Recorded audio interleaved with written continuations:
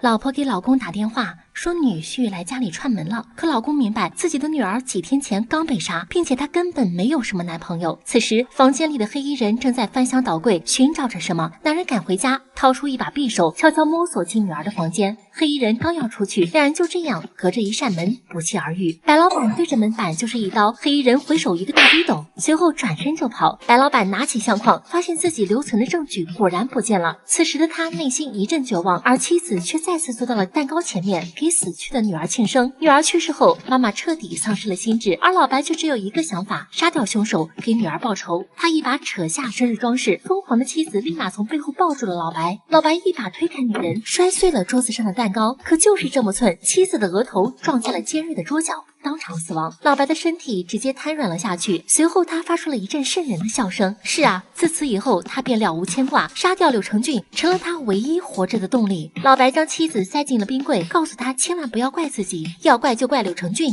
而这边回到基地的柳成俊并没有找到 U 盘，资料早已被真正的凶手拿走，扔进了焚化炉。哥哥想起当初自己在医院的楼下看到天上飞着一个无人机，也就是说，无人机可能会拍到杀死郑满春的真正凶手，这成了破案的最后一丝希望。白老板杀妻之后，一直在寻找柳成俊的踪迹。他找到开出租车的7号陪审员，打探消息。原来20年前，7号也是福利院的安保人员。他性格暴力，经常对着孩子们非打即骂。那天他参与案件的陪审，竟然看到了福利院里曾经的一个孩子，此人便是5号陪审员。他怀疑是5号联合柳成俊一起杀死了白老板的女儿，两人即刻决定分头行动，一个找5号，一个找成俊。夜晚，5号正在等待7号的出现。此时，眼前的一个美女瞬间吸引了他。5号想起此人便是开着摩托骂自己的小混混，他立马开着出租凑了上去。醉酒女孩薇。